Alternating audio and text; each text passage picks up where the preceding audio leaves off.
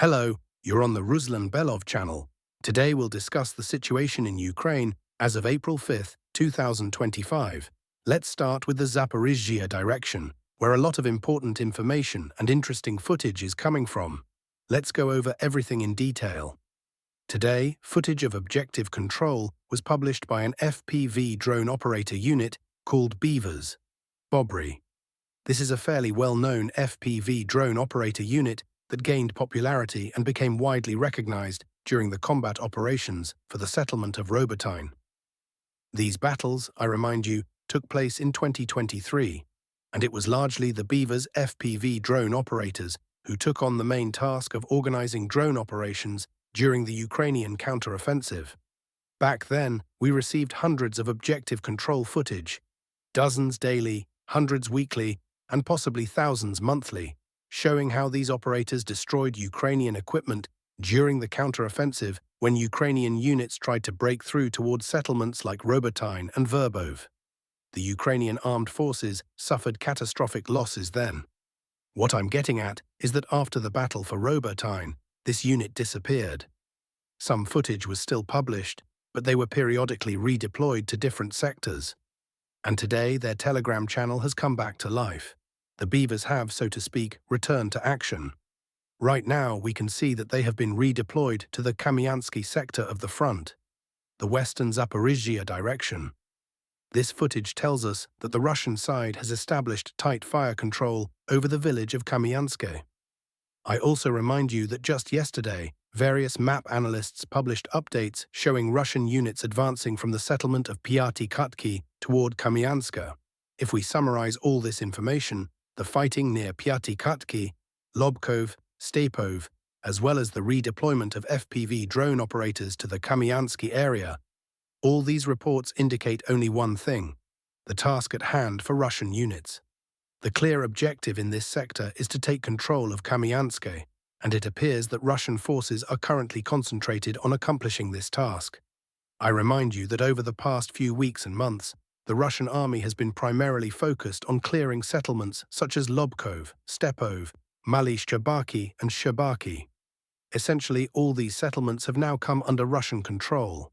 Thanks to this advance, the Russian side has managed to secure its eastern flank from attacks coming from Orikhiv and Pavlivka.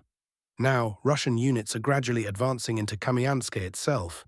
Additionally, based on geolocation, we can see that the Russian side has taken control of the main supply route, the critical M18 highway, which runs from Zaporizhzhia toward the village of Kamyanka.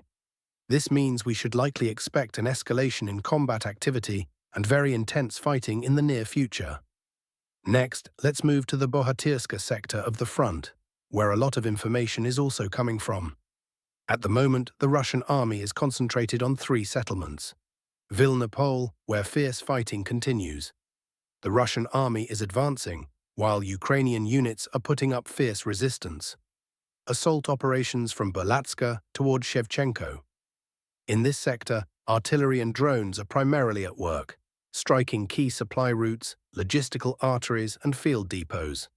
In the footage, we could see the destruction of a field depot just north of Shevchenko. Combat is also ongoing in the settlement of Fedorivka.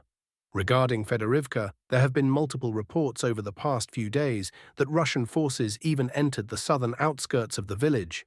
However, it seems they have not yet managed to consolidate their position there. In this footage, we can see artillery strikes on Ukrainian armed forces positions in the central part of Fedorivka. It appears that in the near future, we should expect an increase in combat intensity and new attempts by the Russian army to advance toward this small settlement. This is a key settlement, playing a crucial strategic role for both the Ukrainian armed forces and the Russian Federation. If Russian units manage to fully clear Fedorivka and push Ukrainian forces further north toward the settlement of Komar, the Russian army will be able to establish complete fire control over the H15 highway, which runs from Vuhledar and Oleksandrivka toward Komar and further west, the primary supply route for this entire Ukrainian grouping. This would be a critical advance, potentially leading to the encirclement of Ukrainian forces between the villages of Vuhledar, Oleksandrivka, and Otradivna. Pokrovsk sector next, we move to the Pokrovsk sector of the front. Over the past few days, numerous geolocations and reports have indicated that Ukrainian forces have been attempting to break through Russian defenses in this area, aiming to cut off this salient. However, after nearly 2 months of fighting and Ukrainian counterattacks, we can see that Ukraine has failed to achieve its objectives, with all assaults repelled by Russian forces. In some areas, Russian units may have retreated to more advantageous positions, but overall control of this pocket has been maintained. Currently, there is increased activity between Pokrovsk and Vuhledar. A few days ago, reports confirmed that Russian forces fully cleared and consolidated their positions in the settlement of Lisova. And today we see objective control footage of artillery strikes on Ukrainian forward positions slightly north, near the settlement of Zaporizhzhia Yar. These developments suggest that Russian units may soon attempt to advance northward towards Zaporizhzhia Yar, which is essentially the last village before potential assaults on Vuhledar from the southwest and Pokrovsk from the southeast. Toretsk and Chasiv Yar sectors. Moving to the Toretsk and Chasiv Yar sectors, over the past 24 hours, the map has shifted in favor of the Russian army near the settlement of Delevka. Recent updates from this direction indicate that Ukrainian forces have completely abandoned the Zabalka district in the southern part of Toretsk. Currently, Ukrainian units are regrouping along the Kostiantynivka-Sherbinivka-Leonidivka line to hold their defense and prevent encirclement of troops positioned near Zarya, Stara Mykolivka, and Suka Balka. Both sides are preparing for renewed fighting.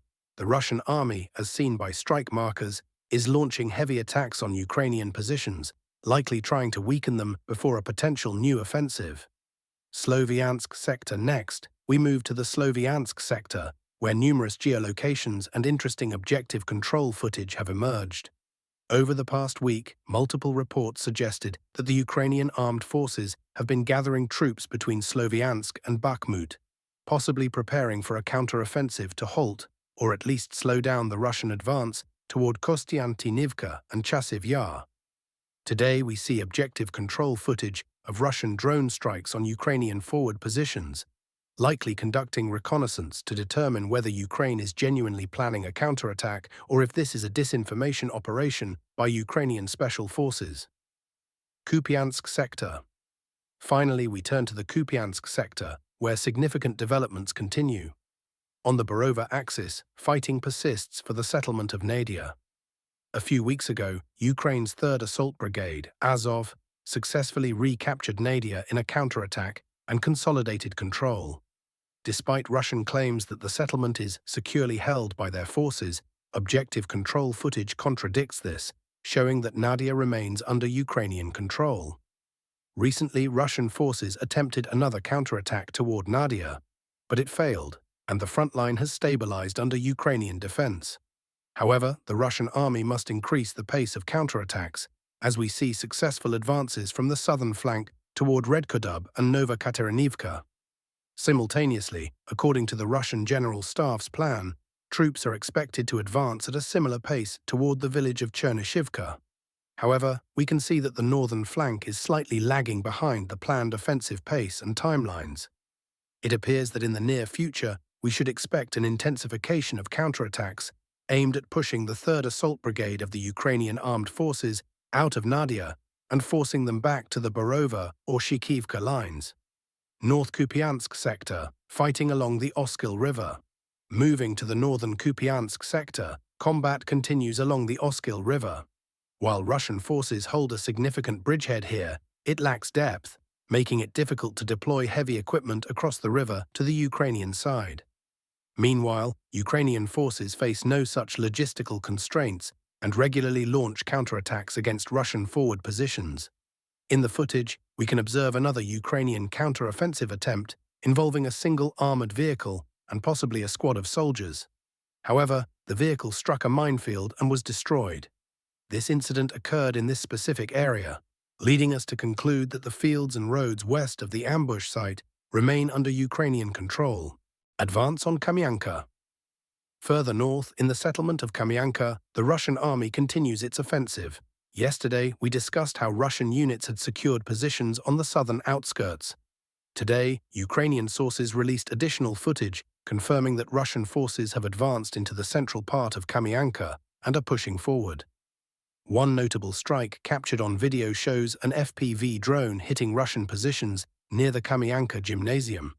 This attack caused a minor shift in the front line. Overall, we see steady Russian progress in the settlement, with minimal resistance from Ukrainian forces. Sumy and Belgorod directions. Now let's turn to the Sumy and Belgorod directions, where new developments have emerged. Demidovka, Belgorod direction. Russian sources today published additional objective control footage showing FPV drone strikes on Ukrainian positions in Demidovka, confirming that as of April 5th, Ukrainian forces still maintain firm control over the southern part of the settlement. Reports also indicate that Ukraine has concentrated around 6,000 troops in the forests and tree lines near Demidovka. This suggests that Ukraine does not plan further advances, but instead aims to hold this small piece of Belgorod Oblast for as long as possible, possibly until negotiations begin. Sumy direction. Over the past 24 hours, neutral cartographers have noted a minor Russian advance south of Basivka, bringing Russian forces closer to the village of Lochnia. Combat for this settlement may begin soon. That's all for today, friends. Thank you for watching. Subscribe to the channel, leave your likes, and take care.